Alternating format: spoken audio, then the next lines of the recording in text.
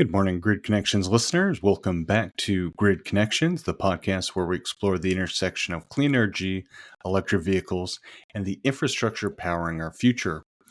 We're also excited to announce the launch of Grid Connections Consulting, where we're helping government agencies, utilities, and developers simplify EV education and electrification strategy.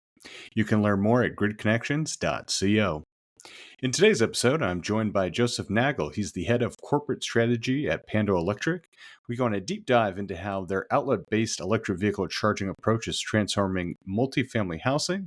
We explore why simplicity, reliability, and cost-effective installation are the keys to unlocking mass EV adoption in apartment communities.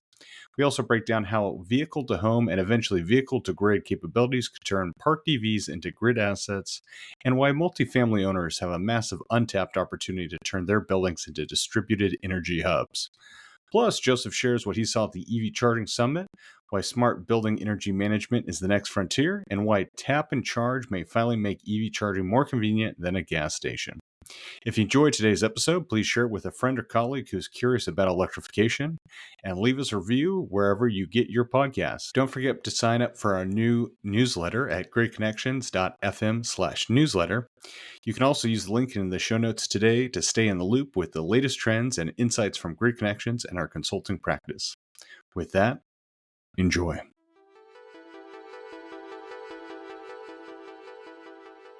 Joe, thank you so much for coming back on. I know before we went live, we had quite a few different topics we wanted to cover today, but thanks for coming back, and I'm excited to get into it today. Likewise, and thanks for having me again. So just in case anyone is not familiar with what you and the team do at Pando Electric, Joe, can you just kind of give a just high overview of what your company and team does and then kind of your role at the company? Yeah, so I'm the head of corporate strategy here at Pando Electric, and we make electric vehicle charging outlets that are specifically designed for multifamily facilities. And the reason we went with an EV charging outlet rather than a traditional EV charging system really boils down to one thing, and that's costs. Not so much costs to the EV driver, but costs to the property owner themselves.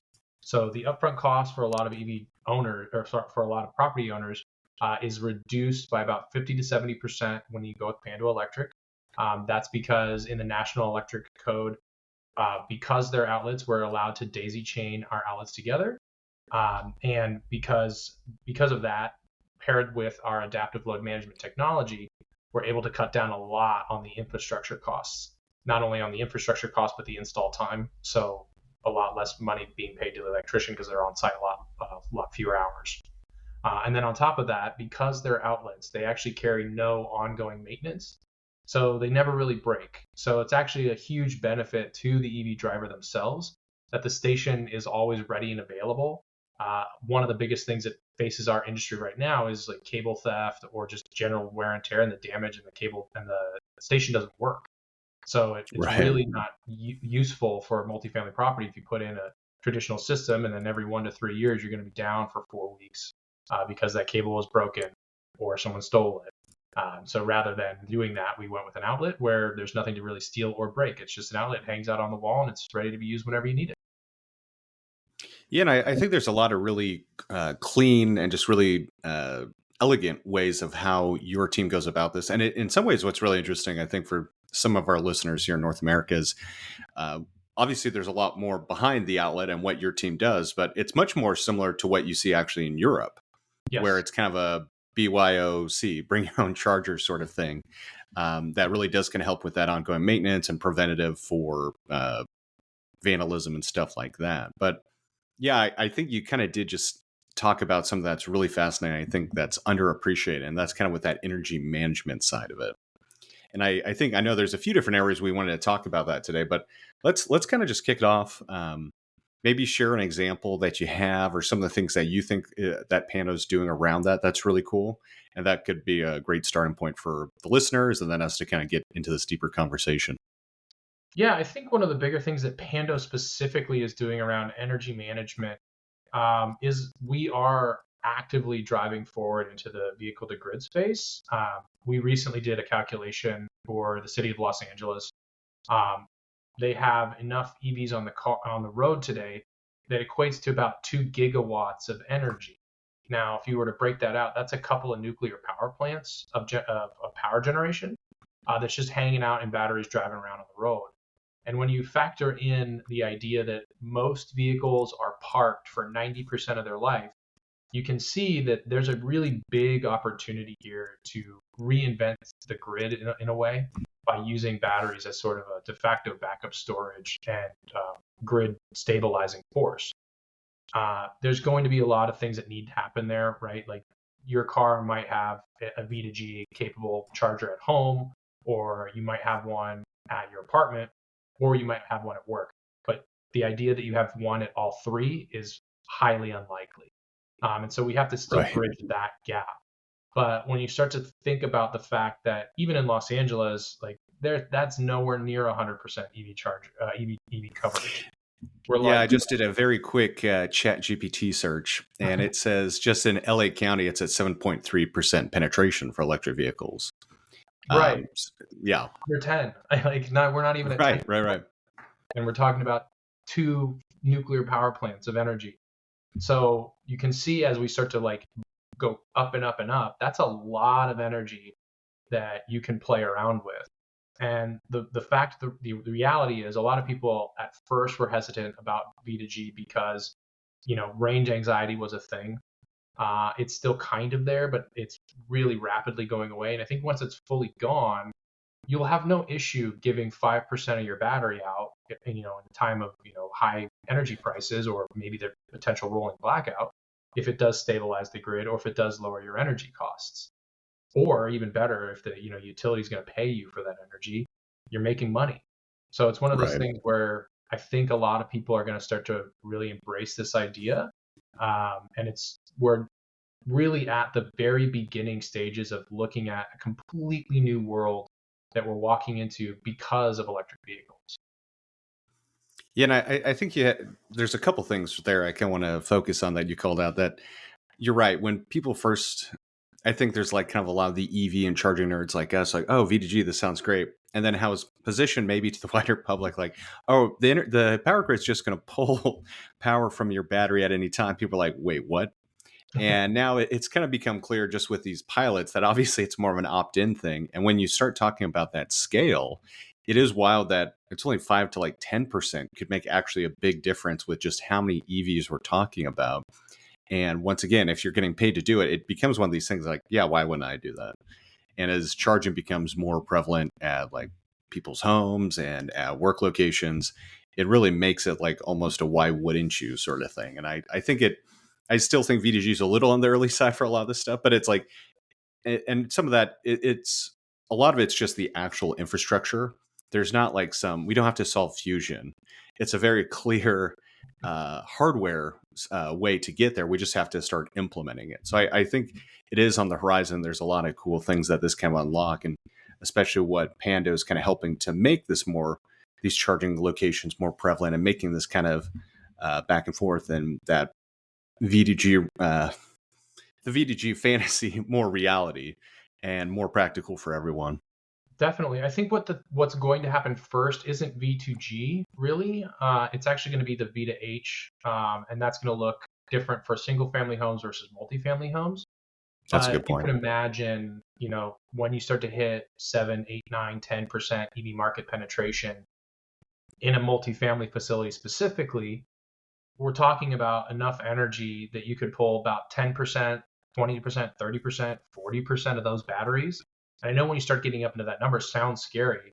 But from Pando's perspective, look, if I were to dump 40% of your battery back into the building at 6, 7 p.m. when the energy prices are really high, I'm going to cut your actual cost of electricity down by half or more, like that, and they're not even paying you to do that, right? You're just going to do it because you want to lower your energy costs in general. It's not going to take me that much time to fill your battery back up, right? Like I can Right. get a battery from 20 to 80% in 4 hours. So if I dump all that energy down there, at the beginning of the session, I've got, a data that shows most people come home and park for 12 to 15 hours. So if you push that energy in from 7 to like 10 p.m., so the 3-hour window, that gives me, almost 9 to 10 hours on the low end of time for me to fill your battery back up, which I can do easily. And I think that's what's going to start. What's going to start that conversation rolling along. It's not really the vehicle to grid so much just yet. There's a lot of additional pieces that need to be involved there, but specifically the chargers and the vehicles and the grid all need to be talking to each other, because there's that use case of, well, I opted in, but I forgot to charge today and I actually am only at 20%. And if you take 10% from me, I'm now, Right. now I'm like, really, oh shoot, like this is not good. So they all need to be talking to each other so that they say, okay, well, don't take any from that car because it's only at 20%. But this car's at 100%. We can definitely take, 10% there, and that guy's not going to notice or care, right? And so it's one of those things where you're right. That's probably about a decade away. But on the lower end, like vehicle to home, that's here now, and it's really just about getting things to scale and getting things to pencil out from a cost perspective.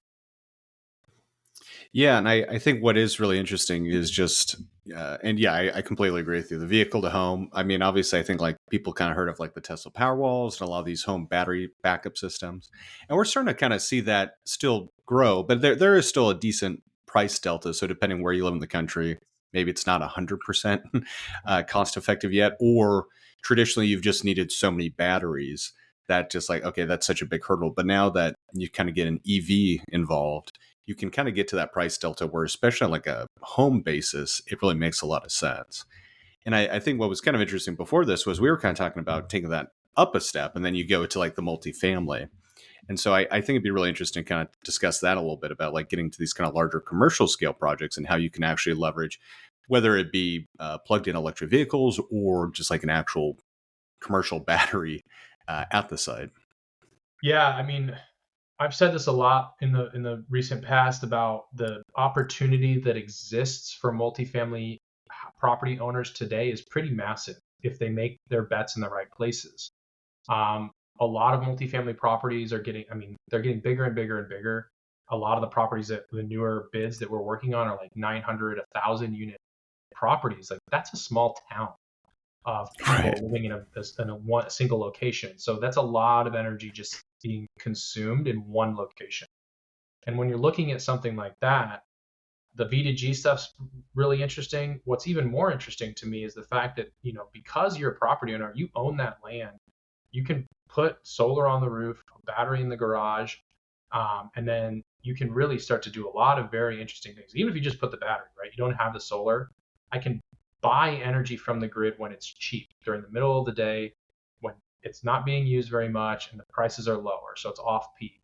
Fill up my battery and then turn around and then dump that power at night when it's on peak, and I've saved 20 cents a kilowatt hour. That's like the lowest end, and you can do that every single night, night after night, endlessly. And because of that, like you could, in a sense, if you just did this the smart way, I'm buying up the energy when it's cheap and I'm selling it back to my consumers for their energy rates that they're already used to paying. So they're not going to notice a difference. Every tenant in that building is like, well, this is the rate that I'm paying it. But I'm making 20 cents a kilowatt hour because I've done that. And if I'm doing that over and over and over again every single night, you can start to see that money just starts piling up.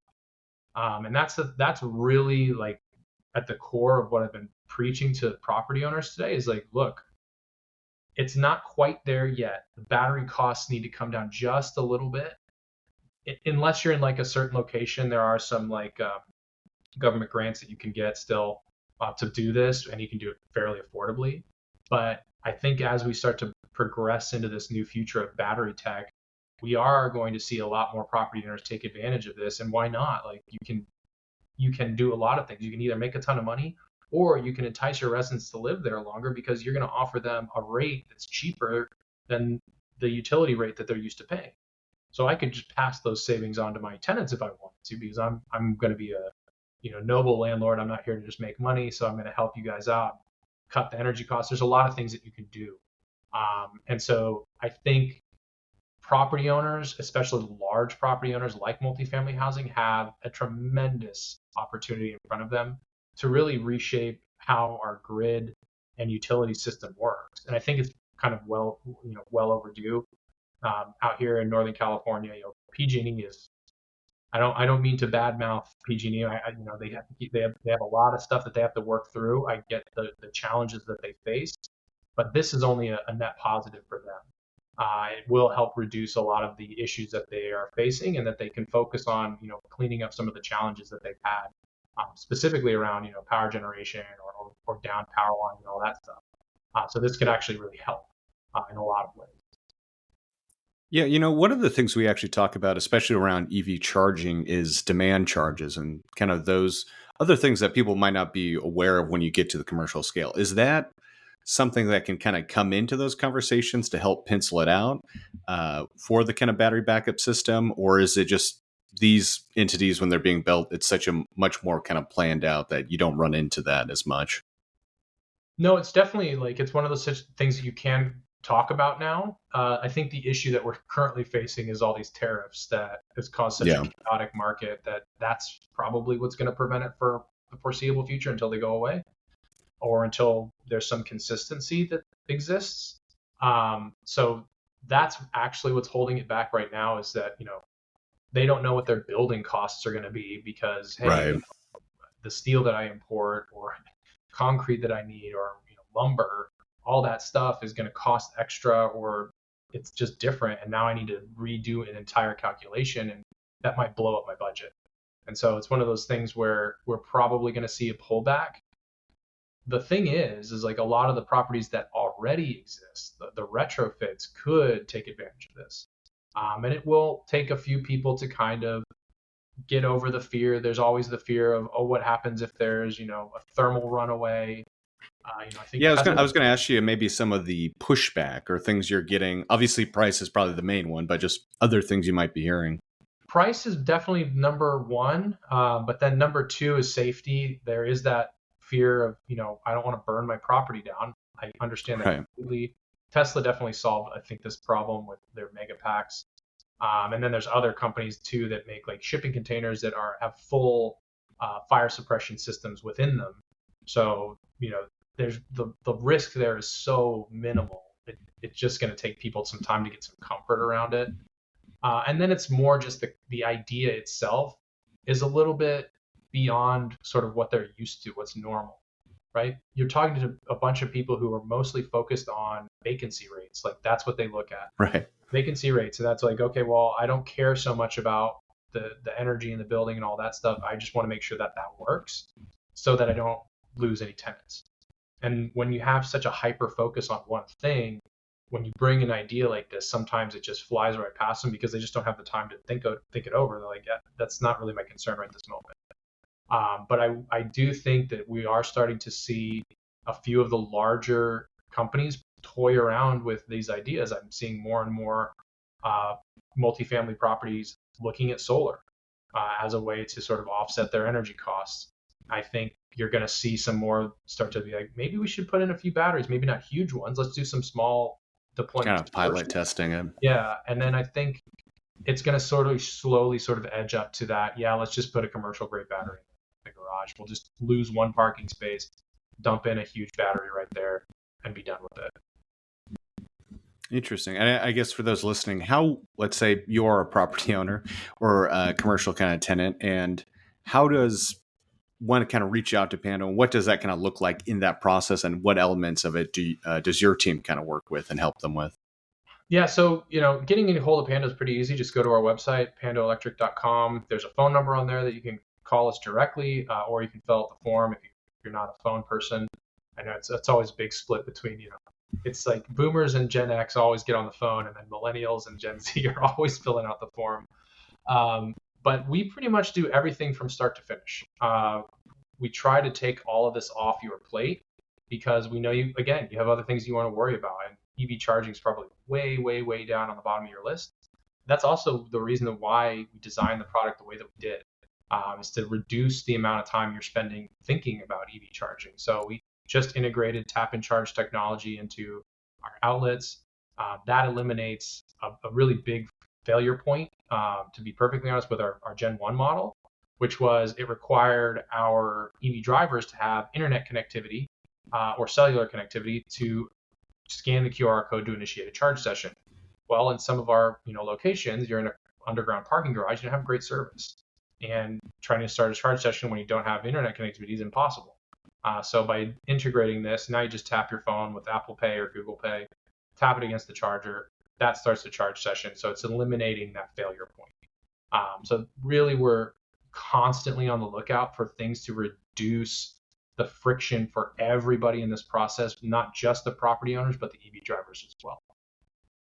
And why does the tap and charge functionality work? Is it essentially the Apple Pay or Google Pay has the track of the the cost? Because I am hearing this from a couple other charging providers as well. Because completely agree with you. This has just been an issue in general. I even had a pretty bad experience recently. Fortunately, I didn't need to charge, but I was trying to test it. And this, to clarify, was not Pando. This was a pretty well documented charging provider I have issues with, but I'll leave it at that. And unfortunately, unfortunately, my phone had the app on it, but I have a setting. So like if I don't use an app for a while, it just deletes it. Mm-hmm. So here I'm at this charger. The tap and pay doesn't work. None of the credit card reader functionality works. And then where I'm at has like no cell service. So I tried to download the app and I couldn't do it. So, I mean, it sets you up to really be, and this, it's not like it was in a parking garage. This is just in a really rural, remote area where in a lot of ways it's even more critical. But yeah, I guess I'm kind of going down a tangent there, but I'm kind of curious. Is it essentially Apple Pay and Google Pay store a record of the transaction? And then once it connects to the internet again, it makes the transaction of the charge session go through? Or what is kind of allowing tap and pay to be much more dynamic in that regard? Yeah, so that's actually an excellent question. It's in a weird way, we're coming like full circle. I don't know if you remember this, but about 10 years ago, NFC cards were typically the thing, and people were getting annoyed by that because every single company issued you a little plastic NFC card, and you'd use that to tap that against the charger, and that would unlock it. And people were like, well, now I have like 10 cards in my car driving around using different charging stations, and it was pain. And that's when everybody shifted over to the apps, and that created a new problem. So what we ended up doing was merging these two things together. So what you would end up doing the first time is you would scan the QR code, download the app, and then you basically can take a virtual NFC card and put it on your phone in your wallet. And then you just come up to the charger and tap it against the charger. That unlocks the session. We know that the charger that you've tapped, you have access to because of the card ID that has been issued. So we know who is allowed to use that charger. When you access that charger, your phone's not actually doing anything but passing some very simple data to the charging station, which is the source of truth. So the charging station knows that, okay, this user is allowed to use me. I'll unlock the device. I'll start accruing charges on that user's account, and then it'll be billing them in the back end. So it has nothing to do with the user's phone at all. It's all on our system, and our system is a completely localized system. So it's actually, on site, there's only one charger that needs a signal out, and then the rest will all share that same signal. If for whatever reason that signal fails, the next best one picks it up and sends it out. Like in total, we're talking about in a total month, about 5 minutes of uptime is actually needed to send the data back and forth. So it's not really like a pressing issue for these things to be connected all the time. And so when we recognized that, it was like, okay, well then all we need to do is allow people to unlock the charger. The chargers will keep the knowledge themselves until they can send it back out, because it's really not that much data. It's just a bunch of numbers. That's it. Yeah. And that's how that's working. Interesting. So your Pando site still does need an internet connection, but should something happen, or even if it's kind of not the strongest connection, it really only needs to have that happen a few times a month. To the user, they really never notice until maybe there's a delay in the charge or something maybe on their card. But other than that, the main thing is actually just making sure the charge goes through and happens. Yeah, that's really all you need. And again, it's like just a string of numbers. It's really such right. Data. It's not hard to get it out. Yeah. Well, that one is great to hear. And I know with kind of the tap and charge functionality, is there, if you're listening to this, is there something maybe the listeners should be kind of aware of, and like what this is unlocking other than just ease of use, but kind of making it much more functional and kind of creating a frictionless experience. Are there any other kind of I guess advantages to the end user with this addition other than just you tap it and it works? I think that is the main thing, right? Yeah, that is huge. It's just trying to create we want an experience that is better than a gas station, right? Yeah, So it's something that, gas stations figured this out, put the credit card in. Now I don't have to go in and talk to the clerk and tell him how much gas I want and all that other stuff. Like, I just swipe my cards, fill it up, and it charges me. That's kind of the same thing we're trying to get to here. We recognize also that people have their phones with them all the time. So it's just tap your phone against the charger, it'll unlock, and you can walk off and do whatever you need to. The whole idea in general around Pando is we want you to kind of forget about EV charging at all. I want you to show up to your building and just have this mindless activity for a few seconds where you plug in each end, you tap the thing, and you walk off, and you're really not actively thinking about it. And there was actually someone who made a really great point about this that I'll steal, which is someone asked them with their level 2 charger at home, like, well, how long does it take you to fill up your car? And they said, I don't know, about 5 seconds. I just plug it in and I walk off. And then when I want to use it again, it's full, right? Like that's the actuality of the time spent. It has nothing to do with how long it's sitting there. The car's going to sit in your garage or in its parking space for a very long time. So really what you're trying to do is just get somebody to where they actually want to be faster.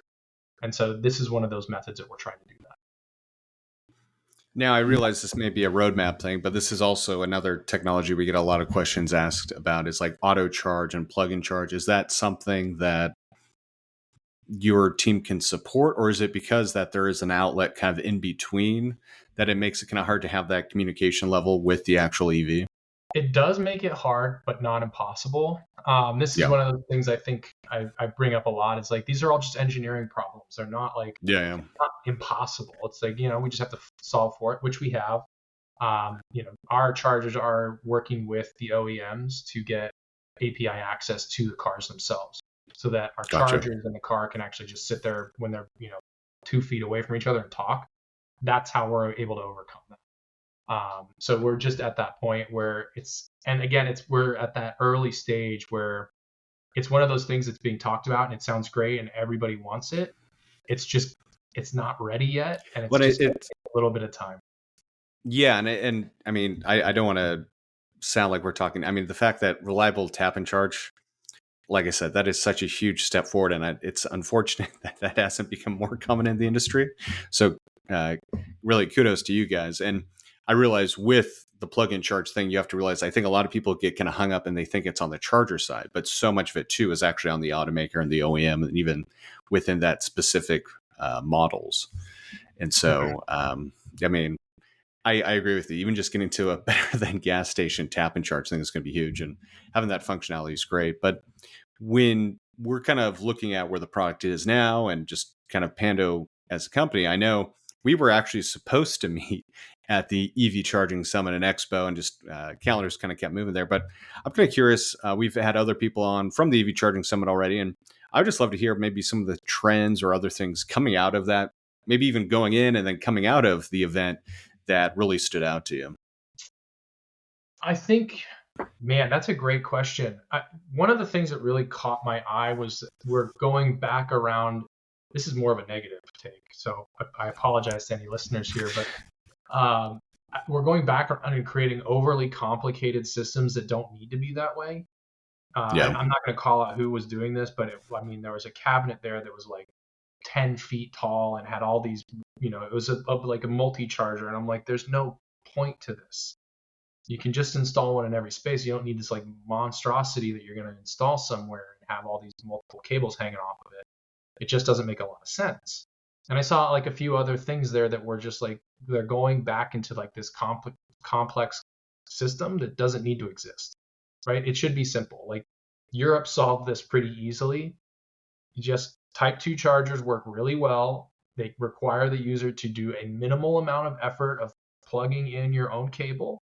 As long as it locks to each end, I don't know too many people who are willing to cut an active cable like that. That would be a death sentence. So you're pretty safe in that scenario. Nobody's going to steal that. And then on top of that, you just put in, strategically placed DC fast chargers, and you basically solve the problem. There are some things that are being worked on that I was really happy to see, especially from some of the larger players, looking at full building energy management. This is something that EverCharge worked on way back. And again, it really fell to the properties not being ready. I think we're Yeah. getting into a space of them being ready, and that full building energy management stuff is really, really impressive. Um, I will call out that the savings that you get from a full building energy management system with a traditional solution are similar to the savings you get from a Pando solution. So it's one of those things where we've solved the same problem of cost through simplicity, not through complexity. The thing that I like about the full building energy system is that it unlocks a lot more potential for adding Yeah. EV chargers and doing just more intelligent things with the building power in general. Because the thing that is weird about our electric code is that you have to account for all of the electrical appliances all the time. So it basically assumes that everything is on all the time, and we know that that's not true. And now that we have, systems that are able to tell when things are not being used, you can like move that power around in all sorts of fun ways, not just for EV charging, but like HVAC systems or whatever, right?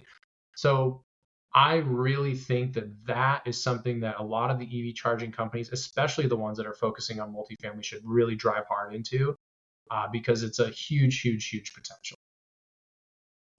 Yeah, I think that's an interesting call out. And it's kind of funny you say that because my own takeaway from the EV Charging Summit was kind of similar. I don't know if you were able to attend many of the workshops. I found it really fast. I sometimes the presentations at the workshops they were fun and they were good, but it's like as someone who's kind of been in this industry for a while, it's nothing new to me. What was really fascinating was hearing the questions being asked by these people who are in the industry or who are curious about it. And a lot of the questions were kind of the same questions that I've heard for like the last decade. And there's nothing wrong with that because it's clear like there's just more and more people coming into the space that are now like ready to do it. But it also just reminded me that and it kind of goes to your simplicity thing too, that there's just so many things that are kind of being taken too far instead of just being able to have the right messaging and approach people with what the questions are and kind of overcome some of these misperceptions or making sure that they're comfortable with the technology first before trying to give them the top of the line version of it and kind of going through like that crawl walk run approach. I think there's a lot of the run sprint like high end Yeah. solutions being positioned, and the people are coming in well intentioned but they just don't know, and there needs to be a better messaging of like trying to get to that. And a lot of the time the best answer is a simple one, not just from an educational standpoint but also in the physical implementation. Yeah, I couldn't agree with you more on that fact. I think the thing that you kind of pointed something else out, and my biggest takeaway actually was just how big that conference is getting. I Yeah, went that's a the great very point. first one, and it was really tiny. It was in a single ballroom at the Mirage, which actually no longer exists anymore. And we were in there, and I remember thinking, I was like, oh man, this is a little tiny for a charging conference. And now it's like it's getting bigger and bigger and bigger. And I think that kind of just points to something else that a lot of people are asking. Oh, well, like with this new administration, are you worried about the industry? And I'm like, no. Look how big Yeah. that conference was. Look how much excitement there is around all this stuff. Like we've already passed the point of no return. When you have 7% of the vehicles in Los Angeles are EV, it's game over. Like people And know. once again, that's including the ones that have been on the roads for 20 years and stuff. It's not Yeah, just like, yeah, the new vehicle sales are even higher, but yeah. I'm New sorry, vehicles continue. are like way, way high. Yeah. And so we're looking at like people know that they're better cars. Like they're just better. This is not a political thing. It's not me because I'm in the industry. Like if you don't believe that they're better cars, like just go out and drive one. Like you're Yeah. basically getting, if you drive a Kia Iconic or whatever, a Hyundai Iconic or a Kia Kona, whatever, those cars basically have the performance of a sports vehicle, like something that you would have to pay like 80, $90,000, Yeah. back 5 to 10 years ago would have a huge premium. It yeah, has way more acceleration performance and then none of the maintenance that a high end performance vehicle usually does. right. So it's like just on that level, you're like, wow, that's a way better car. I want that car, right? So it's like, okay, we're reaching into this space where it's like you get performance of vehicle specs and no maintenance from a car that's going to cost you, it's starting to get down there, but it's like, $30 to $40,000. That's not bad. As long as we No, can for sure. work it And back down I that 25K, we're on yeah. track. Well, and I think something I like to remind people, and I'm not saying this is right either. The average new car price, electric or not, is like $48,000. So it's not like new cars have ever been cheap. And I think that is like, I just like following this industry, there's always been like this pushback. Well, it's like, well, the battery's got to get down to 100 kilowatt hour or they're not going to make sense. Well, they got to get under 100,000. Well, they got to get under 50,000. And I agree with you. Having like a $25,000 entry car is great.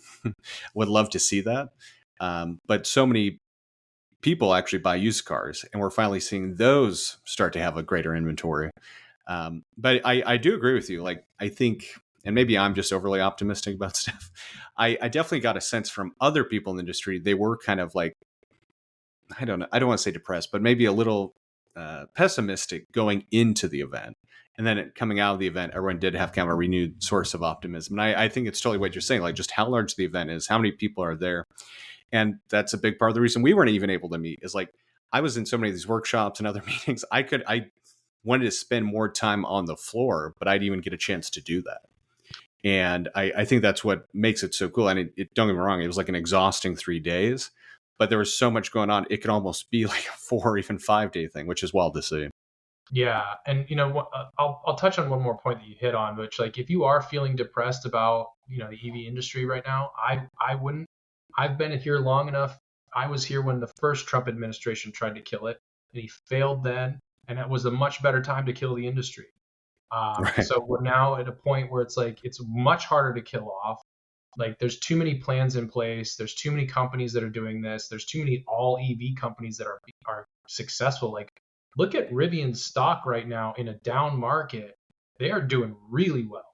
So we're looking at an industry that is not like suffering in any way.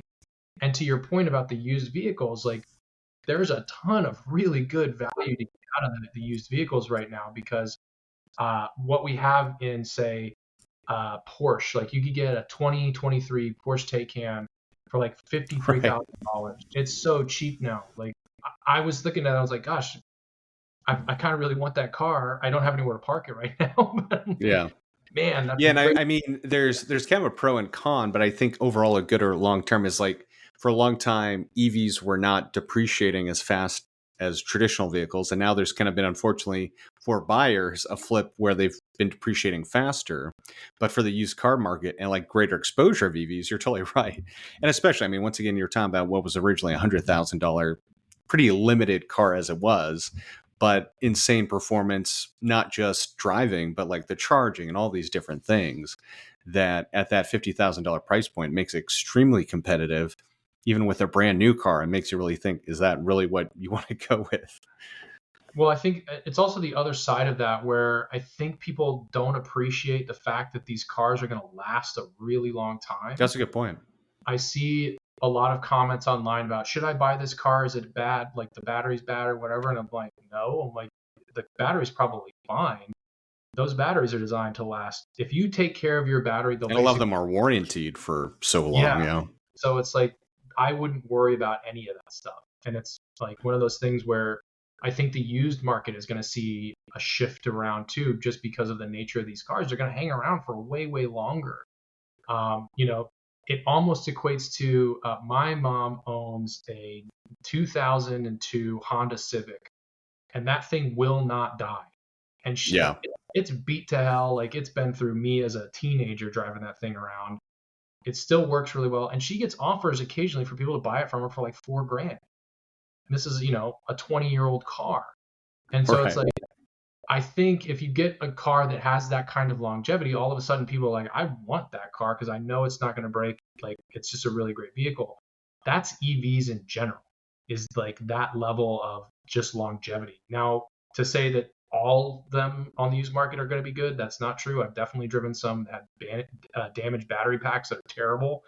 So you do need to be like on the lookout, and you do need to make sure you're protecting yourself. But overall, like most of the used vehicles, especially like I'll go back to that 2023 Taycan, like that car, is under warranty still. That battery, even Yeah. if it broke tomorrow, hey, you get a free battery, like brand new battery in your vehicle, and now you basically got like a brand new car. Well, and I think you're totally right with like the Honda, and you can say actually of pretty similar to a lot of the Japanese car brands that they are known for that kind of resiliency. And part of that too is they've been around for a century of kind of getting that fine tuning and a lot of that. But there's also a lot of traditional combustion cars that don't have that kind of. And I think people always think like, well, this Honda or like these cars that last forever. It's like, well, that's still actually a pretty small percentage of the combustion. And I mean, we had growing up, we had a Super Outback that eventually died at like 350,000 miles and could have been saved, but at that point, like what you need to do was more than what the car was worth. And that's great. But like when you start going to the electric vehicle thing, I think some of it too was like, okay, they've only really been in mass production now. And even mass production's like a stretch because that's pretty much the Nissan Leaf and the Model S for a little over a decade. Right. You start getting more and more of these brands that have actually been around for, and not even the brands, but the products like kind of get beyond this 5-year life cycle and just how much better car companies are now at figuring out points of failure and like doing QC testing in advance for a lot of like exactly to what you're saying.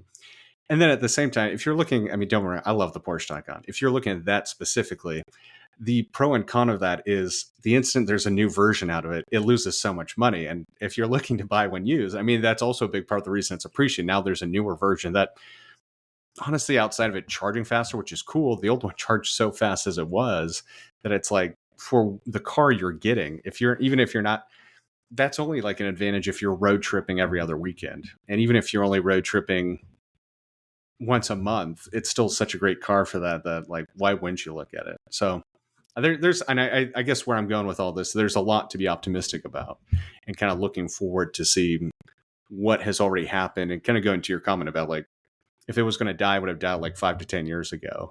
And now there's just this kind of critical mass of it might not be growing as fast as many people want, but it's still growing. I think the thing people don't see in a lot of the headlines is the actual auto industry has been shrinking and actually doing terribly. So anything that is actually growing in that industry right now is actually kind of a miracle and should be honestly celebrated more than what the headlines might have you think. Yeah, well, that actually leads me into my next point about that is like we're actually getting pretty close to where you're not going to drive your own car anymore. Like Right. I in San Francisco, Waymo in the last 2 years has absolutely taken over. Uber has slashed their prices to like the bare minimum just to stay competitive because people would rather get in a car with absolutely no driver and take them somewhere than have to deal with like the mixed bag of what you're going to get out of Uber. And so Yeah. I think Uber's days are now like numbered. And I think what we'll end up seeing evolving out of that, and this is some quote that I can't remember which Ford CEO it was. It wasn't Jim Farley, but they said basically if you can get the cost per mile down to $1 on an electric vehicle, if it's autonomous, you're basically on par with the ownership of a vehicle. So it's Yeah. like, why not just, at some point people are just going to say, you know what, I don't need it. When I want to use a car, I'll just call, whatever driverless taxi is around, hop in that and take me wherever I want to go.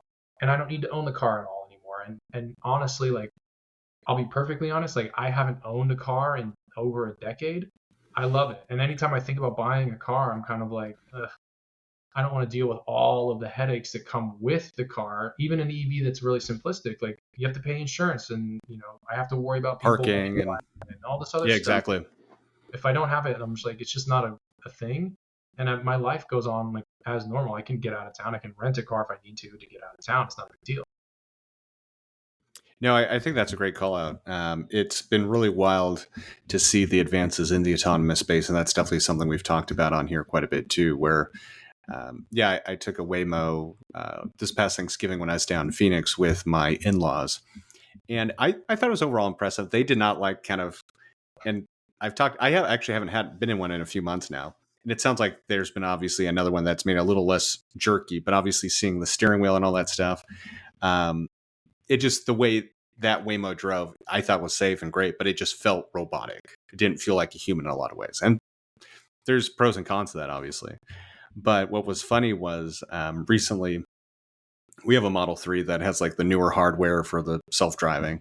And obviously those are kind of in different realms as to like, obviously Waymo's actually doing it and Tesla says they're going to do it.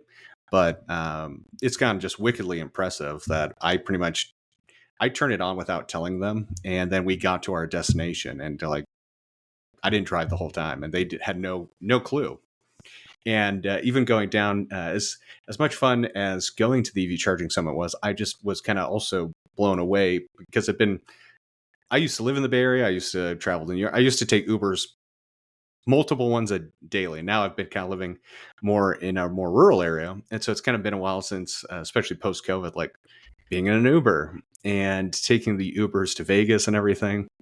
I was just like, wow, this is such this, I wouldn't say is more stressful or stress related, but just like the driving experience, the Tesla, in to some extent even the Waymo, but especially the Tesla, was so much smoother than your average Uber driver trying to cut through traffic and do all these other things. And it's just like when you think about it as a passenger, where we are at in that and how that impacts charging and all these different things for the end consumer, it's kind of a wild time. Yeah, I mean, if you really want to get in a time machine, I always take cabs from the airport because it's so much simpler to just walk down and grab one and Yeah. pull off. But like, I can see why that model doesn't work anymore. Whereas like with an Uber, I can call the Uber. If you time it right, you can kind of walk straight up and get in one, but it's really difficult.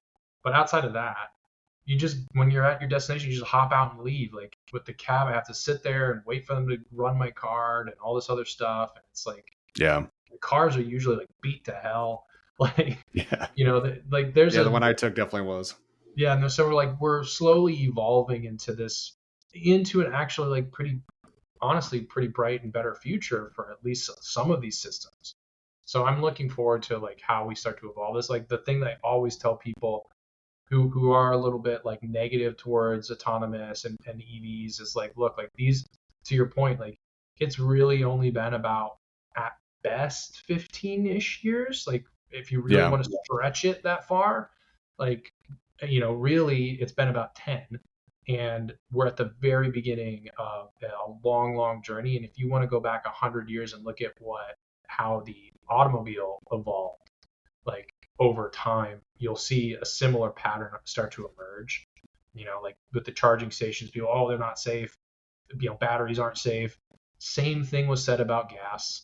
That people would For sure. protests about putting gas stations on in neighborhoods because people were afraid that they would blow up. Right? Like like these arguments and conversations are not new.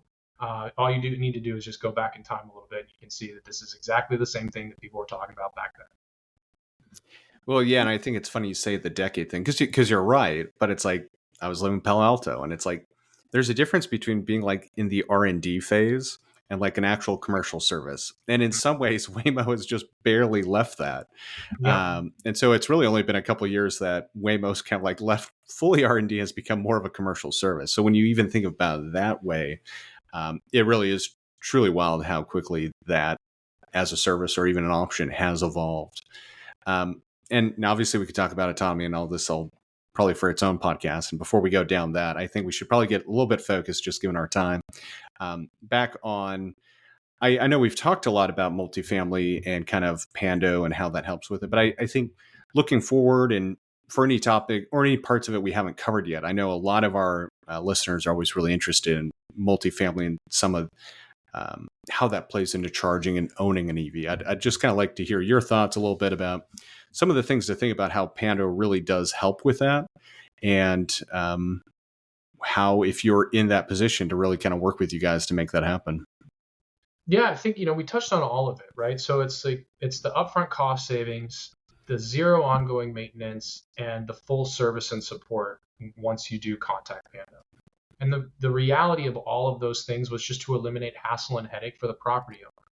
That was the actual thing holding this industry back, specifically EV charging and multifamily, because they were just tired of like EV chargers were a hassle. There was a company, and they still exist, and I'm sure it was the same company that you couldn't get a charge at in the middle of nowhere because of the way they set up the system. That's done a huge disservice to the industry. They've built these things out in a haphazard way, and it caused a lot of problems, and it damaged the reputation of EV charging. And so in a lot of these properties, we end up going in and removing that particular competitor out and putting in our chargers in. And that's mostly down to the fact that they just can't stand that those chargers are always broken. And when they're broken or they don't work, they then get the complaint from the tenants. And that those tenants complain quite a lot because that's their main charging conveyance. And it's the same thing Right. as like I tell people is like if your gas station that you use all the time is closed for 4 weeks, you're going to start to get pissed and it's not going to take very long. And it's the same situation with, at your, multifamily house that you're going to be working with somebody who, wants to use the charger and they can't. It's a problem. And it's going to be a problem if you have to share the charger too. That was the other issue. They're like, well, let's just have two chargers for a community of, 200. Like that worked 10 years Right. ago, does not work today. You need to put in probably 20%, if not more, depending on where you're at. Because the other thing that we know is that the number of the cars on site, once you start providing charging, start doubling every year. And so you're looking at more and more people go and either buy an EV because they know now I can get charging at home, so I'm going to buy the EV that I want, or you're going to have a lot of people who live in a community that doesn't provide charging or doesn't provide enough charging move into that community because they do. And the big takeaway that I had, there's a big conference. The National Multifamily Housing Council does a tech conference every year. The biggest takeaway from the last one that I went to was that the shift in the last 10 years went from EV charging is nice to have. They're a luxury item. Maybe put in one or two if you have a luxury property, and then otherwise don't bother, to you need to have EV charging or you're going to lose tenants. And so to bring this conversation full circle, when the thing that they're focusing in on is vacancy rates, when they hear you're going to lose tenants if you don't have EV charging, they'll open up their pocketbook and they'll start putting in the EV charging because they know if they don't, the vacancy rate's going to go up. And that's what they care about the most. Yeah, I think that actually does kind of go back to that theme we were talking about from the EV Charging Summit. One of the big things to me was visibility. And so that visibility of when someone sees there's actually chargers at where they're renting, they're like, oh, I can get one now. And so hearing that stat that it starts doubling makes so much sense because EV charging visibility, I think, is one big part of it. And then the second part was just like so many of these groups I was talking to, it's just like, and I've been working with our consultancy, is just like, you just have to get butts in seats still. I know that's what people were doing like a decade ago, and we think we're better and way past that. No, we're still way too early. And if you want to like people to get that light bulb moment and see the switch, they have to get behind an EV and like drive it just for 5 minutes, and then quickly they get it. But you still just have to get butts in seats and have visibility for EV chargers so they feel comfortable that there's a place to charge versus what used to be they have to see a gas station, and they don't. So many people don't really get that whole part that makes an EV great is the level 2 and level 1 even side of it, about being able to actually charge more than 80% of the time that way, instead of having to go to a charger or having to go to a gas station like they normally do. Yeah, I mean, you kind of bring up something really interesting that, the last time we spoke, I shared with you a project called Woodland Creek where we outfitted a 90-unit condo with 92 chargers for only $405 a station. So go back and check that out, by the way, if you really want to hear that story. Yeah, I'm we'll not have going links in the to, today's yeah, shows note for the previous one. That was a great conversation as well. yeah, I won't dive too deep into that. You can go listen to the other podcast for that one. But we're doing a ribbon cutting at the end of May, on May 31st at that property. And the thing that I'll bring up, number one, we are going to do like, some EV showcases so people can sit in them and actually get a feel for them. What was really, really interesting is that project has only been installed for about 3 months. We've already had 2 people buy EVs at Wow. that property, right? So in 3 months, 2 people immediately sold their old car, got in and went and bought. I think one's a Tesla and one was a Hyundai. So it's like we are we already now feel like we've solved that chicken and egg problem. Like, what do you need to put in first? Do you need the EV drivers on site first, or do you need the EV chargers? I think, in all honesty, you need the charging first, because now people know, especially where we're at with this industry, that you can, hey, if I put in these EV chargers, the EV drivers are going to show up.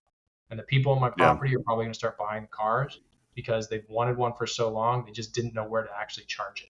And now that you have that ability, it's going to change things. And the really interesting thing about that property is literally like, it's not even a full block away. There's a bank of EVgo superchargers, like DC fast chargers, that are there that are, right, very, very nearby the campus of that property.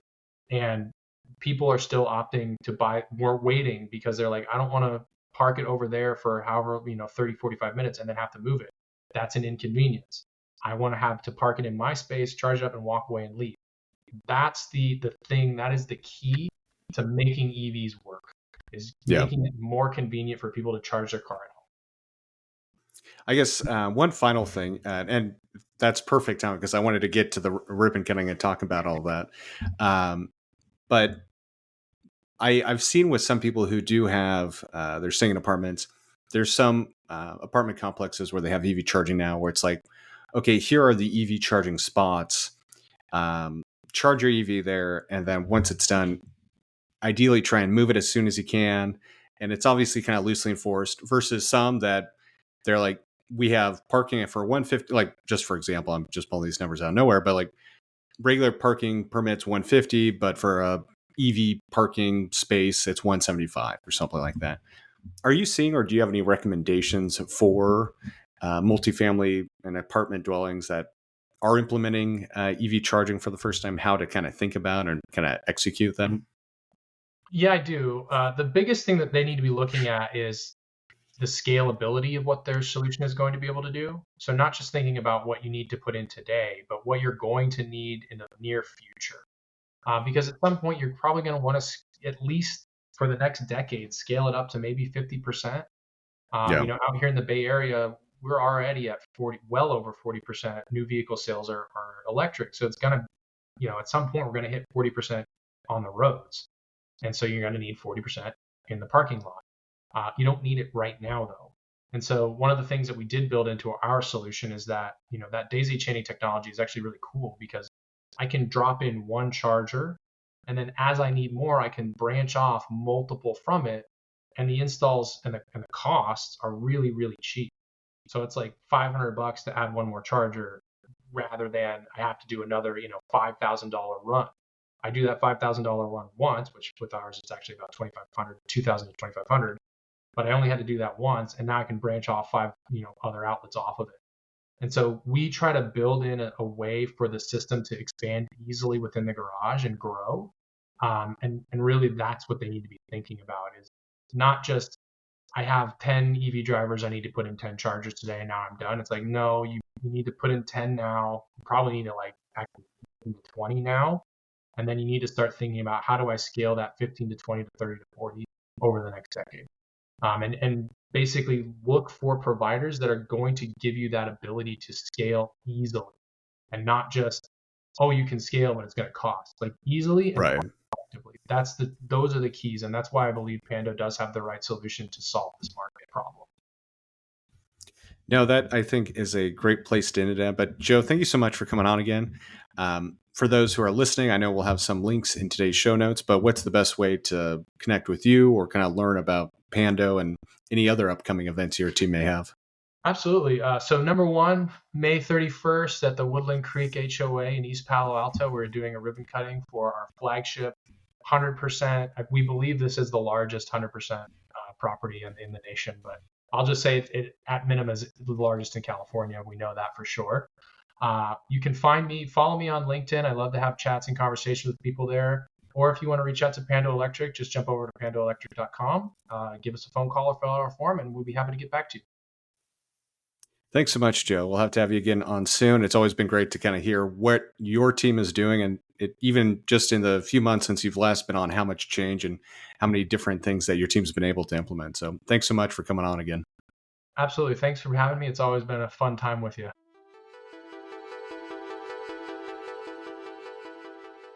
That's a wrap on this episode of Grid Connections. A big thanks again to Joseph Nagel from Pando Electric for joining us and sharing his insights on how scalable, cost-effective charging infrastructure is reshaping what's possible for multifamily housing and energy resilience. If today's conversation got you thinking about EV charging strategy, whether you're a property owner, policymaker, or just EV curious, check out Grid Connections Consulting. That's gridconnections.co, where we're helping organizations navigate the shift to electrified transportation. If you enjoyed this episode, please share it with someone in your network, leave us a 5-star review, and subscribe to our newsletter using the link in the show notes to keep up with the latest from the front lines of the energy transition. Until next time, this is the Grid Connections Podcast, signing off.